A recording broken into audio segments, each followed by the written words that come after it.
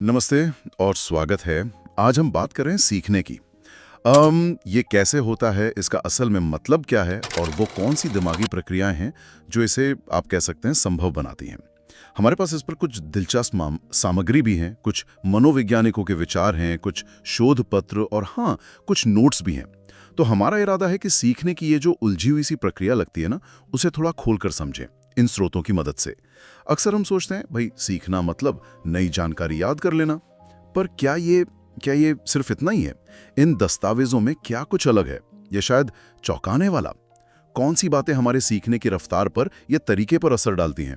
और ये जो अलग अलग मनोवैज्ञानिक हैं वो इसे कैसे समझाते हैं? जैसे वो उदाहरण ले, एक बच्चा साइकिल चलाना सीख रहा है, गिरता है ना, घुटने छिलवाता है, फिर उठता है, फिर कोशिश, और आखिरकार वो सीख जाता है। तो इस पूरी उठापटक के पीछे दिमाग में, शरीर में क्या चल रहा होता है? चलिए कोशिश करते हैं इन्हीं सवालों के जवाब ढूंढने की इन स्रोतों में। तो सबसे पहले यहीं से शुरू करते हैं। ये सीखना, ये चीज आखिर है क्या?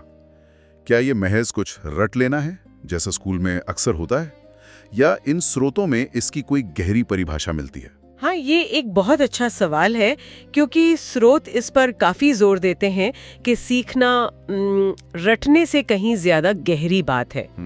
उनके मुताबिक सीखना असल में हमारे व्यवहार में होने वाला एक, कह सकते हैं, अपेक्षाकृत स्थायी बदलाव है। अपेक्षाकृत स्थायी बदलाव व्यवहार में?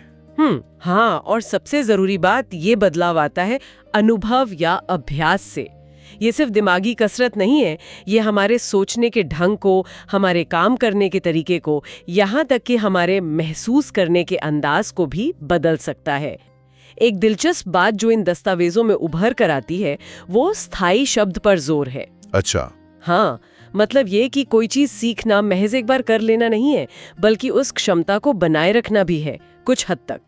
अच्छा, अपेक्षाकृत स्थायी बदलाव जो अनुभव से आए, ये तो सोचने वाली बात है। तो मतलब ये सिर्फ जानकारी का ढेर लगाना नहीं हुआ, ये हुआ कि हमारे अंदर कुछ बदल गया है। जैसे वो साइकिल वाला बच्चा, बार बार गिरने और कोशिश करने का अनुभव, यानी अनुभव और अभ्यास उसके व्यवहार में एक टिकाऊ बदलाव लाता है, साइकिल चला पाना। लेकिन आपने कहा अपेक्षाकृत स्थायी, क्या इसका मतलब है कि सीखा हुआ भुलाया भी जा सकता है?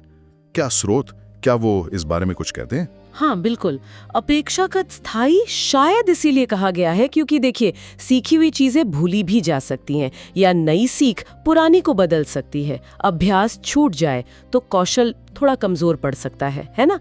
लेकिन मूल विचार यही है कि सीखना क्षणिक नहीं होता, बल्कि कुछ समय तक टिकने वाला बदलाव लाता है। समझ गया। तो ये प्रक्रिया काफी पेचीदा है। अब अगर सीखना इतना जरूरी बदलाव है, तो यकीनन ऐसी कई चीजें होंगी जो इस पर असर डालती होंगी। क्यों कुछ लोग जल्दी सीख जाते हैं, कुछ को ज्यादा वक्त लगता है? क्या स्रोतों में ऐसे कारकों का जिक्र है? हाँ, स्रोत इस पर काफी विस्तार से बात करते हैं। इन्हें हम मोटे तौर पर दो हिस्सों में देख सकते हैं, जैसा कि दस्तावेज इशारा करते हैं। कुछ हमारे अंदरूनी कारक है और कुछ बाहरी। अंदरूनी और बाहरी, ठीक है। अंदरूनी कारकों में एक चीज जिसकी चर्चा है वो है आनुवंशिकता, यानी हमें जन्म से जो दिमागी और शारीरिक क्षमताएं मिली हैं। कुछ शोध इस तरफ इशारा करते हैं कि ये हमारी सीखने की, एक तरह से कहें तो, एक बुनियादी सीमा तय कर सकती हैं। लेकिन इससे भी ज्यादा जोर इन स्रोतों में प्रेरणा पर दिया गया है। इसे कई जगह सीखने की आंतरिक चाह या लगन कहा गया है। ये वो अंदर की आग है जो हमें मुश्किलों के बावजूद कोशिश करते रहने पर मजबूर करती है। स्रोत इसे लगभग सीखने का इंजन मानते हैं। इंजन? वाह।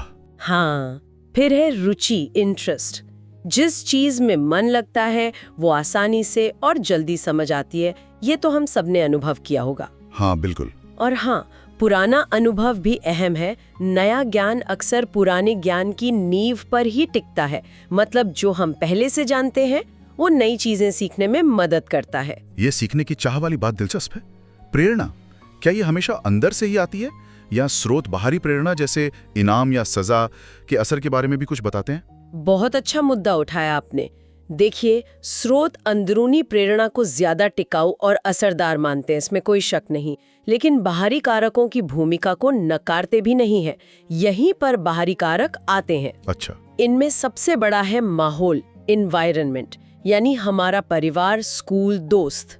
इन दस्तावेजों में कई उदाहरण है कि कैसे एक सकारात्मक और मददगार माहौल सीखने को पंख लगा सकता है, जबकि डर या तनाव भरा माहौल रुकावट बन सकता है। और हाँ, बाहरी प्रेरणा जैसे शिक्षक और सिखाने का तरीका, टीचर एंड मेथड, ये भी बहुत मायने रखता है। स्रोत बार बार कहते हैं कि सिखाने का तरीका अगर सरल हो, रोचक हो और सीखने वाले को ध्यान में रखकर बनाया जाए तो सीखना आसान हो जाता है। हाँ, ये तो है। यहीं पर बाहरी प्रेरणा जैसे प्रशंसा या अच्छे ग्रेड भी काम कर सकती हैं, हालांकि उसकी अपनी सीमाएं हैं, जैसा स्रोत बताते हैं। अंदरूनी प्रेरणा ज्यादा गहरी होती है। मतलब हमारी पैदाइशी काबिलियत यानी नेचर और हमारा माहौल, अनुभव और सिखाने का तरीका यानी नर्चर, दोनों का खेल है। और प्रेरणा चाहे अंदरूनी हो या थोड़ी बाहरी, वो जैसे इस खेल को चलाने वाला ईंधन है। ये जानना जरूरी है कि सीखना सिर्फ दिमाग तेज होने की बात नहीं है, बल्कि बहुत सारी चीजों का संगम है। ठीक है, तो ये कारक तो समझ आए। लेकिन मान लीजिए कोई सीखना चाहता है, माहौल भी ठीक ठाक है, फिर भी वो कौन से तरीके अपनाएं जिससे सीखना ज्यादा असरदार हो? क्या स्रोतों में कुछ खास विधियों या तकनीकों का जिक्र है जिन्हें ज्यादा कामयाब बना गया है? हाँ, बिल्कुल।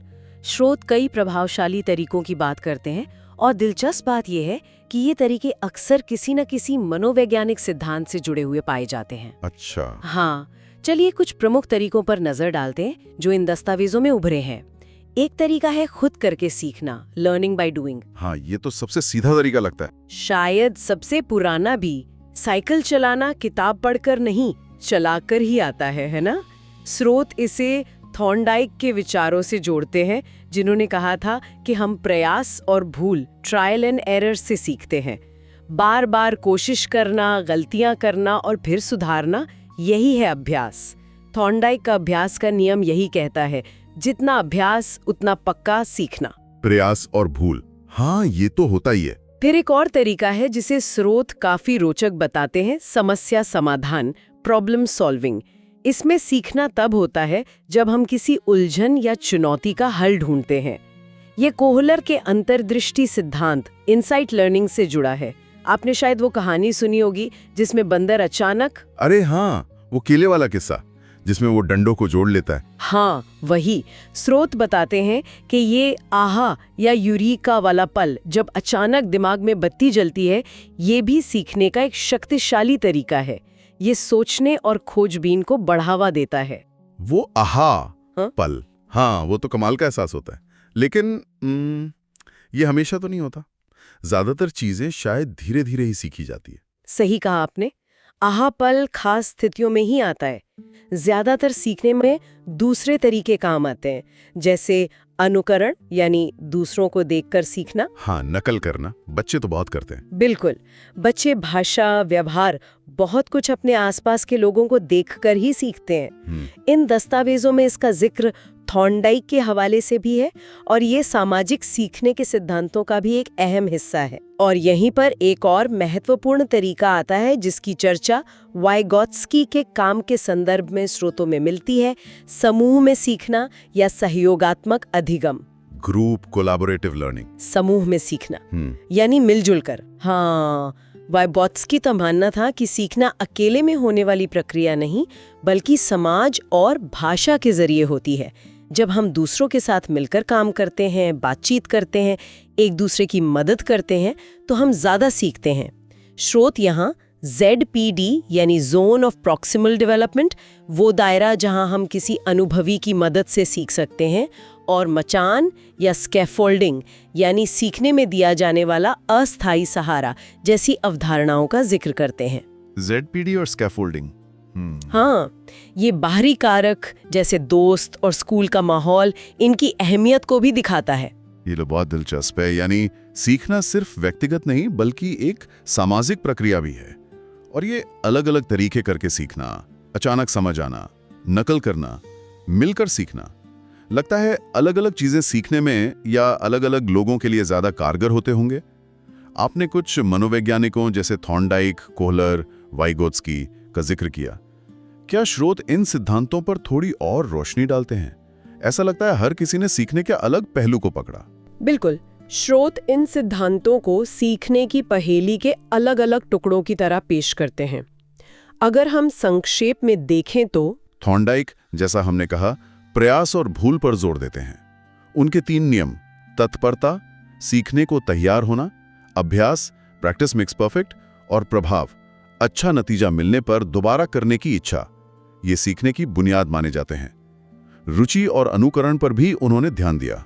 तत्परता, अभ्यास और प्रभाव, ठीक है। फिर है पावलोव और स्किनर, जिन्हें अक्सर व्यवहारवादी कहा जाता है। पावलोव का शास्त्रीय अनुबंधन, क्लासिकल कंडीशनिंग, बताता है कि कैसे हम 2 चीजों के बीच संबंध बनाना सीखते हैं। हाँ, वो कुत्ते और घंटी वाला प्रयोग है ना? बिल्कुल।